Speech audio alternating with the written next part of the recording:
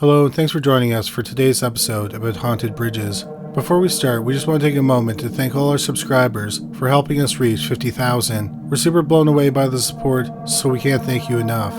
As for today's video, we're going to talk about bridges that are supposedly haunted. A lot of people wouldn't think of a bridge as something that would attract ghosts, but some bridges seem to be magnets for tragedies, and as a result, ghosts supposedly linger about them. Here are 3 terrifying haunted bridges. Number 3. Brook Bridge, Vermont. In the late 1960s, nurse Hazel Carlson was working the night shift at the infirmary at Johnson State College. Night shifts were usually quiet, save for the odd student complaining of indigestion or seeking a cure for an overdose of keg beer. But one night, a group of female co-eds rushed in, panicked. One of the girls held her bloody arm, gouged with deep scratches. Nurse Hazel asked, "Who did this?" The girl replied, "It was Emily." But Emily wasn't a fellow sorority sister. She was a jilted fiancée who hanged herself from the steel trestles of Brook Bridge in nearby Stowe Hollow in 1849. Save clam chowder and baked beans, nothing evokes New England more than a charming covered bridge. Picturesque Brook Bridge is thought to be one of the oldest in Vermont, so it's had plenty of time to see its share of tragedy. Tales of suicides, infant deaths, and fatal horse and buggy crashes are all part of the bridge's haunted history. But few ghost stories capture the imagination quite like the story of Emily Smith. As the story goes, young Miss Smith had fallen in love with a local boy. They had gotten engaged to be married. But Emily's parents angrily rejected him as a potential husband. Feeling like Romeo and Juliet, the couple made plans to secret away in the night to elope and be together. Emily came to their planned meeting spot, the Brook Bridge, at midnight and waited for her lover to arrive. But he never came.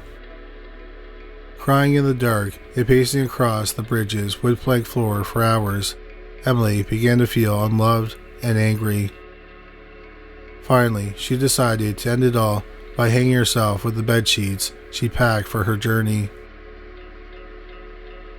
And for the next 173 years, she stayed at the bridge, waiting for her beloved, and warning off anyone who would come to prevent them from being together. It's a classic ghost story with the spooky accounts to back it up. There have been reports of cars emerging from the bridge with scratched paint jobs or dented door panels. The Rutland Daily Herald reported of a man named Vaughn who went to the bridge with his buddies. They were hoping to have a laugh, but got a scare instead. According to Vaughn, a misty white figure approached their stopped car. Hovering outside, the figure, he was certain it was a woman, peered in the windows, before grabbing the door handle and rattling it, shaking the whole car. Local historian Ed Rhodes reported that while showing the bridge to some tourists, the group was enveloped by a crackling static charge, which sent tingles up their spines. And in 1982, UPI reporter Stephen Berdice went to the bridge at night and found the inside freezing cold, even though the air outside was pleasant. He also reported he didn't see Emily that night, but perhaps that's because he wasn't trying hard enough. More than a few psychics have visited the bridge hoping to contact Emily.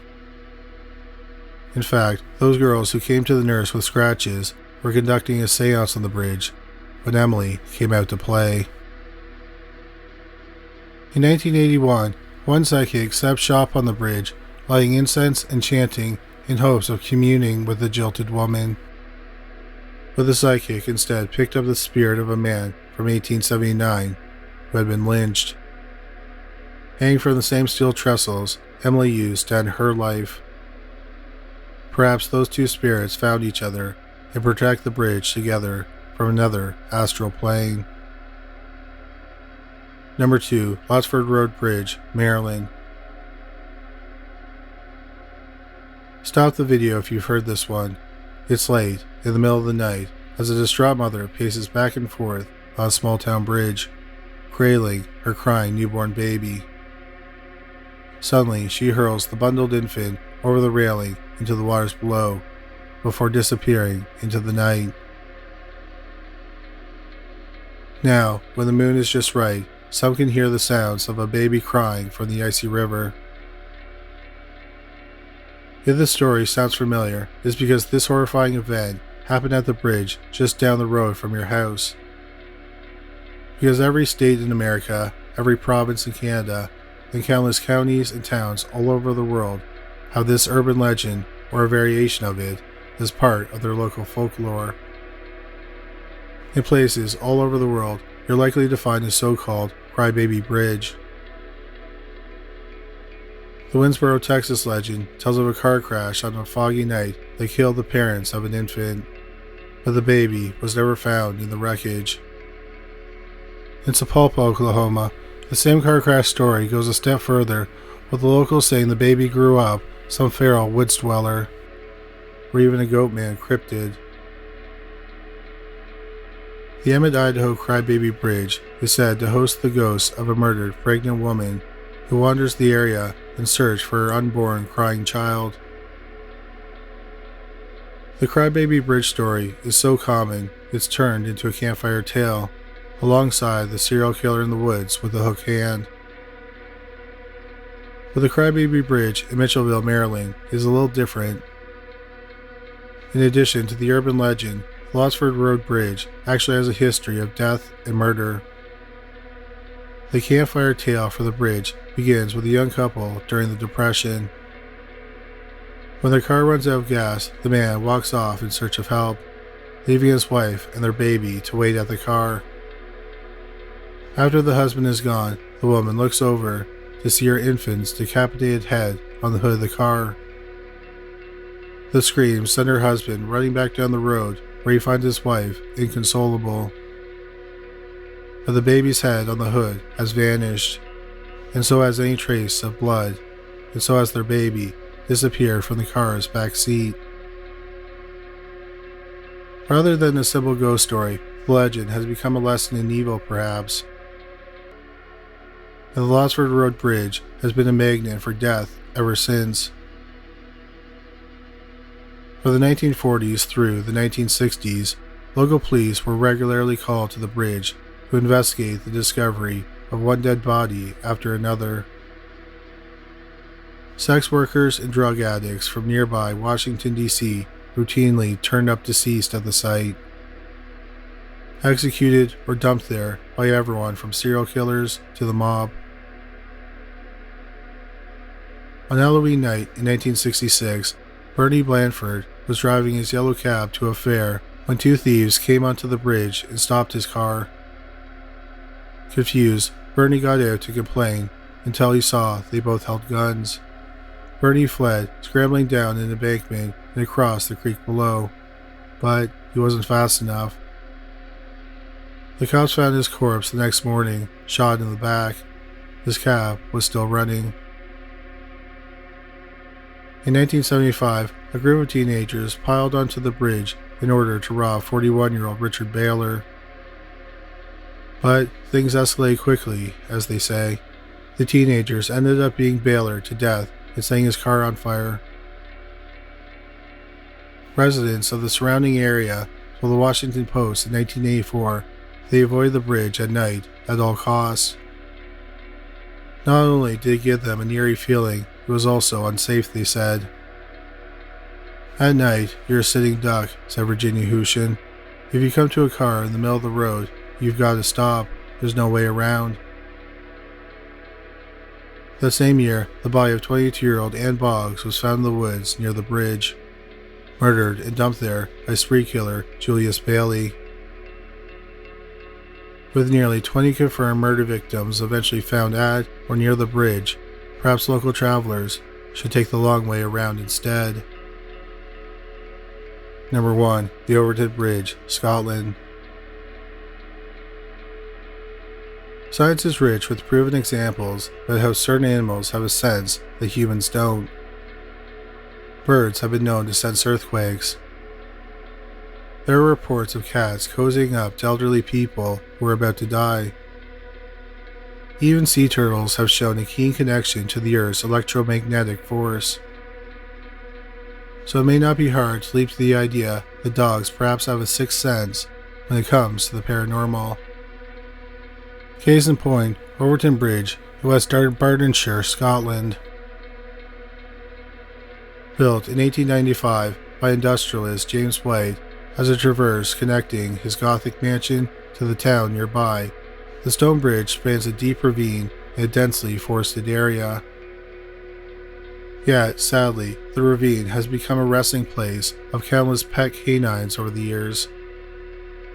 So many dogs have died at the bridge, in fact, that it's been dubbed the Dog Suicide Bridge by local townsfolk. Over the past 70 years, there have been countless stories of horrified owners watching as their pooches inexplicably jump up onto the stone parapet before leaping into the abyss.